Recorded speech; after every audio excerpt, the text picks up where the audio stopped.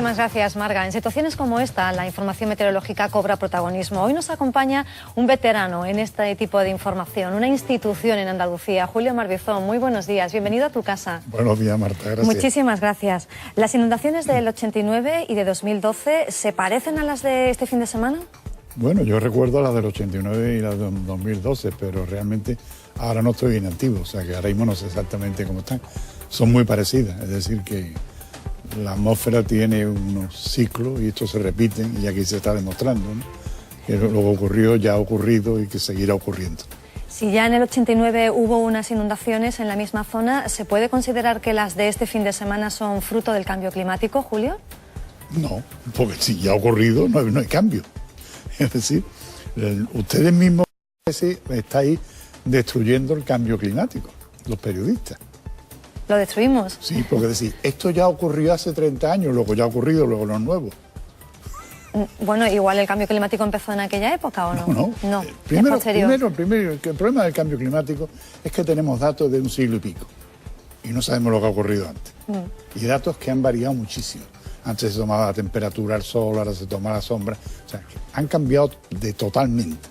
Luego, entonces es difícil buscar un cambio así. Lo que sí se puede considerar es que son cíclicas estas inundaciones. Por supuesto.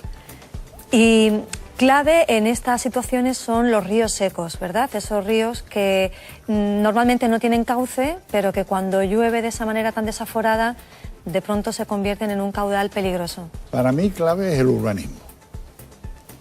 Construimos donde no se debe construir o donde no se puede construir.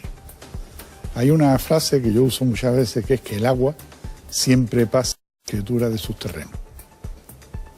Cuando cogemos un terreno del agua porque está seco, porque aquí no ha pasado nunca, llega un día y el agua dice, este era mi terreno, este era mi camino y a mí me importa un pimiento lo que habéis hecho aquí y me lo llevo por delante.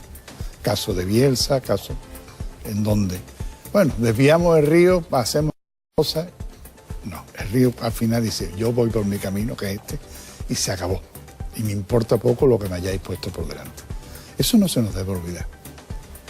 Y es uno de los grandes problemas. La información meteorológica a día de hoy se supone que es más precisa y más predictiva que hace 27 años.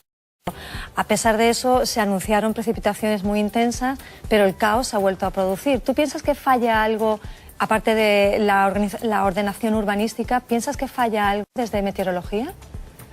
Hombre, la meteorología no es una ciencia exacta. Podemos decir que va a haber lluvia fuerte y demás, pero cuantificar exactamente la cantidad de agua y la posibilidad de que ese agua se pueda recoger con facilidad, alcantarillados atascados, problemas de ese tipo, pues eso no lo puede prever la meteorología. Eso tiene que ver otra serie de personas que hay, ¿no?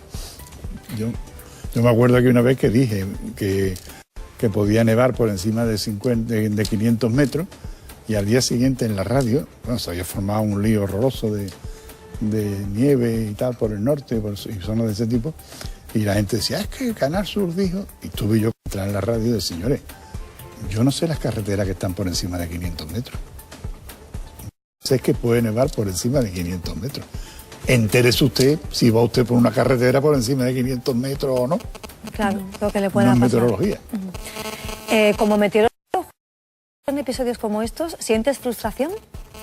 No, siento que quizás no tenemos todos los mecanismos suficientes como para decir exactamente lo que va a ocurrir. Pero yo decía en mi época, cuando yo estaba en antiguo, decía, el día en que la meteorología 2 más 2 sea 4, dejo la meteorología. Porque entonces no tiene ningún interés.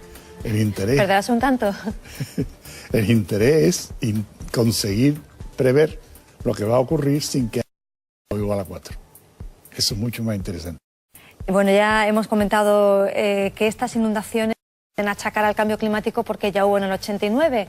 Vale. Y las ha habido muchas veces. Y las ha habido muchas veces. Pero ¿piensas que con el cambio climático tendremos que acostumbrarnos a episodios como el de este fin de semana? Yo es que no estoy muy convencido de que haya cambio climático. En contra de mucha gente. Lo siento, no estoy muy convencido. Porque hasta ahora, salvo pequeñas cosas en que efectivamente sube la temperatura un poco, pero eso ha ocurrido muchas veces y ha bajado muchas veces. Es decir, en plena Edad Media tuvimos la pequeña era glacial, que bajaron. Y ahora dicen, bueno, el calentamiento global y tal. Y resulta que nieva cuando no ha nevado nunca en una fecha. O sea, que hay cosas extrañas. La atmósfera es un ciclo. Y la atmósfera se defiende. Tiene unos mecanismos de defensa. Por encima del hombre y por allá del hombre. Se ha defendido siempre. No, sé que hay cambios y tal. Estoy en contra de muchos científicos y todo esto. Pero no están convencidos de lo del cambio climático. ¿Pero se defiende de qué, Julio? De las agresiones que le podemos hacer. Como por ejemplo los planes urbanísticos. Los planes urbanísticos, ¿no? Y muchas cosas. Efectivamente, echamos a la atmósfera cosas que no podemos. Las emisiones de CO2. Hay una cosa que, por ejemplo, nadie habla. Los aviones están volando por encima de la pausa en algunos sitios. Y están metiendo contaminación en una zona en donde no la había. Se está viendo unas nubes nuevas en la estratosfera que no la ha habido nunca. ¿Quién es el culpable? Esa aviación. ¿Tú has oído algún ecologista que se meta con esto? No, de momento no he oído nada. ¿Dónde están? Pero habrá que tenerlo en cuenta, ¿no? ¿Dónde están? Muy bien, pues ¿en qué piensas que se podría mejorar la información meteorológica brevemente, Julio? Mejorar la técnica, mejorar la información. Ten en cuenta que la predicción meteorológica se basa en una información previa, en lo que nosotros conocemos como nuestras manos y nuestros pies, que son los informadores meteorológicos, que están ahí al pie del cañón durante 24 horas todos los días del año. Cosa que tampoco os olvidáis ustedes, os olvidáis por completo, que cuando llegan las fiestas, ahí están los médicos 24 horas, y los meteorólogos, los informadores están 24 horas también del servicio. Informando del tiempo que vamos a tener. Todos los días del año, todos los días del año. Es verdad. Todas las horas del día y todos los días del año. Eso se nos olvida. Multitud hay que elaborarlas. Se tienen los ordenadores más potentes que hay. Habrá que seguir buscando técnicas además.